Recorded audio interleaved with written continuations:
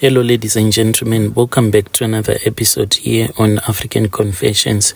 The following story that you're going to be listening to, it was sent to me by one of our admin who helped us with this translation. And the translation, it reads like this. How are you, Brother Nashi? I have my own story that I want to share with you. So I did something that is truly unforgivable. I used also these rituals to get rich, but I am paying a great price. I had to pay this price with my best friend's life. So this is what happened. I never thought that it would get that far.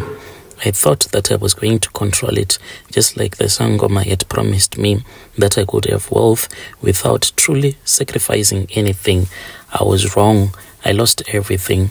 Now I am left with nothing. I am left with regret. Growing up in Alexandra, a township, life was not easy. I had my own friend whom I'll call Sivo, not his real name, and me and him, we had known each other ever since we were still kids. We grew up in the same neighborhood. We went to the same schools and shared the same dreams. We thought that we were going to escape poverty together. But life is a funny way of testing promises like that. He was like a brother to me. Sibo was like a brother to me. We did everything together. Playing soccer in the streets, studying late into the night, hustling for any odd jobs. He was the only person who truly understood me, who knew what it was like to dream big in a place that had tried to keep us small. But as we got older, things started to change. I watched as he got a good job, made connections, and started building a life for himself. Meanwhile, I was stuck in dead-end jobs, struggling to make ends meet. The resentment began to really feel bad, creeping into our relationship, our friendship like a shadow. Women, they have a way of speaking with you. I was dating this other girl at that time, so there was this other time when we had gone out on a date. It was me with my girl as well as my friend with this girl.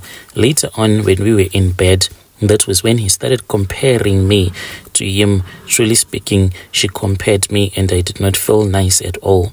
Then that was when I went and I spoke with this other old man. He was someone from our own area, and I asked him if he was able to assist me. I wanted something that can help me to have a lot of money. And this man then told me that he was only powerful in herbs, the herbs that can block witches from entering your home. I did not care about it. I told him that once I have enough money, I did not care about witches. All that I cared about was to make money. And at that time, that was when he said that he was going to speak with another healer. And this healer that he was going to speak with, maybe who could assist me.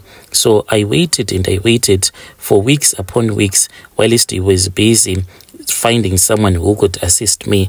The healer who ended up assisting me was in Durban at that time. He had gone there to perform a ceremony. So he told me, a ceremony for people who were celebrating their topologies. Do you know that there are those that have had these topologies for generations upon generations, such that they do worship them and they are not afraid of them anymore? I was really interested when I heard that this man, he had gone there to oversee a celebration of these topologies because they were bringing great wealth into the family, even though the family knew that each and every time there was one who was supposed to be sacrificed, and they had preferred that the little ones were the ones that had to be sacrificed. A woman can give birth, then the baby will die maybe within 1 or 2 years. What a great family, I thought. And they were bound, and they are bound by their Ukutwala rituals.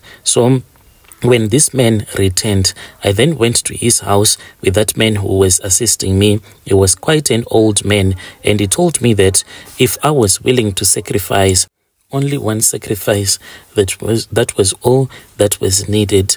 And at that time, I got so nervous when he started telling me about even people who were brave enough such that they can have someone killed and remove the heart of that person, whilst the person's body is still warm, while the blood is still warm.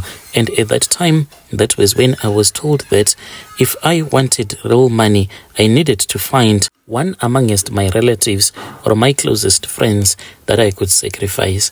I calculated and I made a bold move.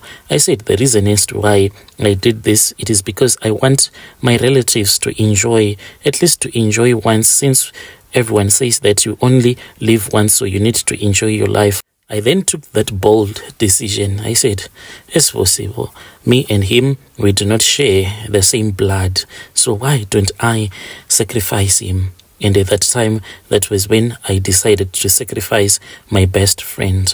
As for him, that spirit of poverty started affecting him. He used to have a good job working as an assistant driver. My best friend, my brother, began to struggle. He will come to me, he would ask for some money, and I would give him the money, but first I would have gone to the traditional healer and he would sort out the money.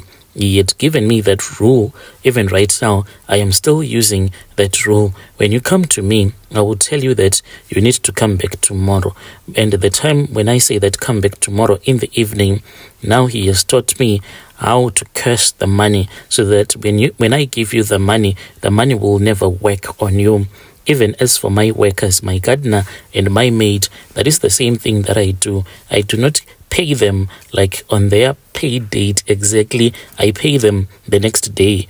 During the night, I take the money. I have this other clay plate where I place the money inside, and then I curse it because it has to return back to me. That is what I started doing to my best friend. He would come to me, I would comfort him, I would give him some money that would even make the spirit of poverty to be much more stronger in his life.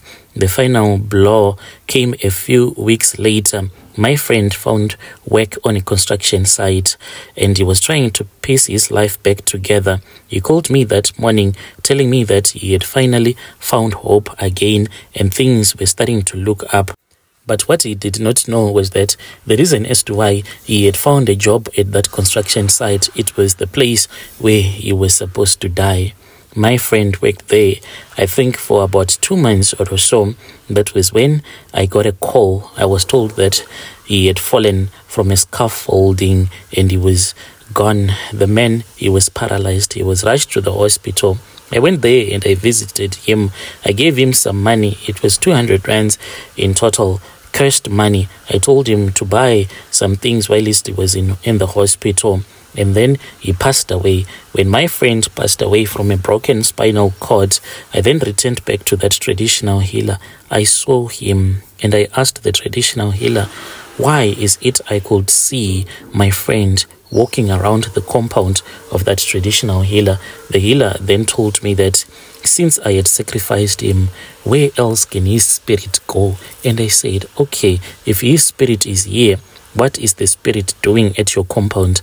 He then told me that they were still waiting for some things that they were waiting for, and he did not want to be specific with the things that he said he was waiting for that would be transported from Mozambique, for they wanted to create a tokoloshi that they were going to sell to someone else, meaning that my friend will forever be working as a tokoloshi. You will never find peace. This is my own confession. When you post my story, please tell me. I'll be following through as well in the comment section.